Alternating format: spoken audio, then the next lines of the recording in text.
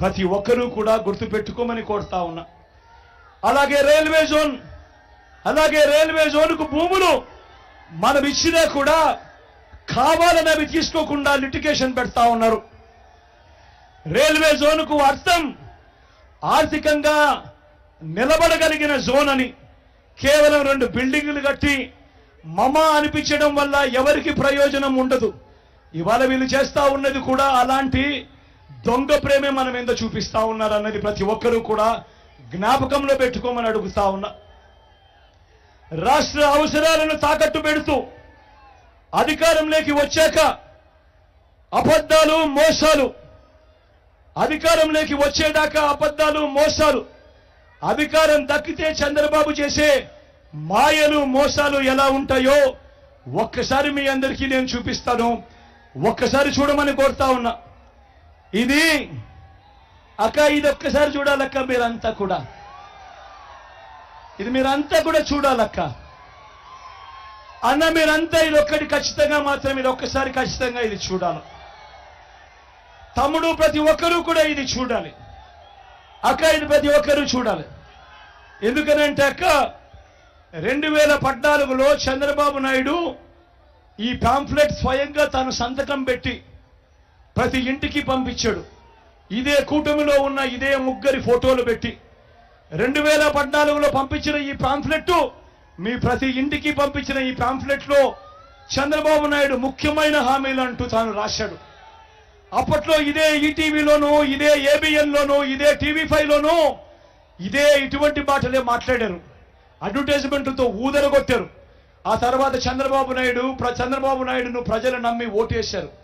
Vote వేసిన తర్వాత 2014 నుంచి 2019 చంద్రబాబు నాయుడు ముఖ్యమంత్రిగా ఉన్నాడు. నేను అడుగుతా ఉన్నా, స్వయంగా చంద్రబాబు నాయుడు గారు సంతకం పెట్టి మీ ప్రతి ఇంటికి పంపించిన ఈ పాంఫ్లెట్లు చెప్పినేటివి కనీసం ఒకటైనా చేశారా అని నేను మిమ్మల్ని అడుగుతా ఉన్నాను. మీరే సమాధానం చెప్పండి అని కోరుతా ఉన్నా.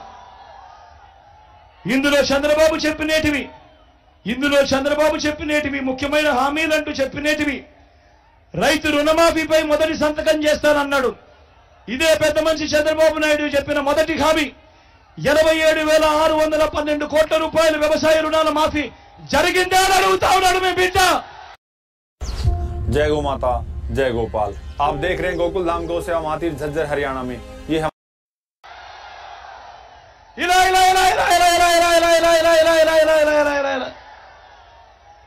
ముఖ్యమైన హామీలలో రెండో హామీ చంద్రబాబు స్వయంగా సంతకం పెట్టి మీ ఇంటికి పంపించిన పేపర్లో పాంప్లెట్ లో పొదుపు సంఘాల రుణాలన్నీ రద్దు చేస్తారన్నాడు. మరి 14,205 కోట్ల రూపాయలు డ్వాక్రా అక్క చెల్లెమ్మల రుణాలు. నేను అడుగుతా ఉన్నా, ఇందులో ఒక్క రూపాయి అయినా మాఫీ అయింది అని అడుగుతా ఉన్నాడు మీ బిడ్డ.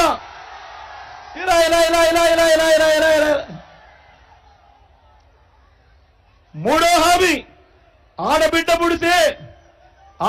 పుడితే మహాలక్ష్మి పథకం కింద 25,000 రూపాయలు బ్యాంకుల్లో వేస్తామన్నారు. ఆడబిడ్డ పుడితే మహాలక్ష్మి పథకం కింద 25,000 రూపాయలు బ్యాంకుల్లో వేస్తామన్నారు. నేను అడుగుతా ఉన్నా, ఇక్కడ ఇన్ని వేల మంది ఉన్నారు, మీ ఏ ఒక్కరి బ్యాంకులో కూడా బ్యాంక్ అకౌంట్లలో ఒక్క రూపాయి అయినా వేశాడా అని అడుగుతా ఉన్నాను నేను.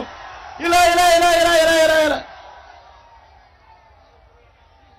నాలుగో హామీ ఇంటింటికి ఉద్యోగం ఇవ్వలేకపోతే నెల 2,000 రూపాయలు నిరుద్యోగ భృతి అన్నారు. ఇదే నాలుగో హామీ. నేను అడుగుతా ఉన్నా, 5 సంవత్సరాలు అంటే 60 నెలలు ఇంటూ నెలకు 2,000 అంటే 1,20,000 రూపాయలు. చెప్పండి, మీలో ఏ ఒక్కరికైనా ఇచ్చాడా అని అడుగుతా ఉన్నాను మీ బిడ్డ. ఇలా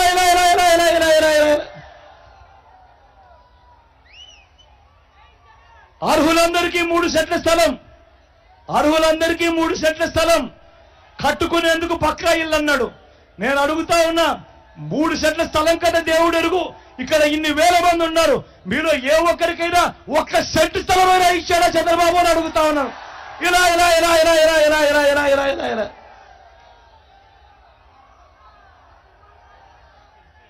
10,000 కోట్లతో ఏటా బీసీ సప్లాన్, చేనేత పవర్ రూమ్స్ రుణాల మాఫీ అన్నాడు. జరిగాయా? ఉమెన్ ప్రొటెక్షన్ ఫోర్స్ ఏర్పాటు చేస్తామన్నాడు. చేశాడా? సింగపూర్కు మించి అభివృద్ధి చేస్తామన్నాడు. చేశాడా? ప్రతి నగరంలోనూ హైటెక్ సిటీ నిర్మిస్తామని జరిగిందా? మన గాజువాకలో కనిపిస్తా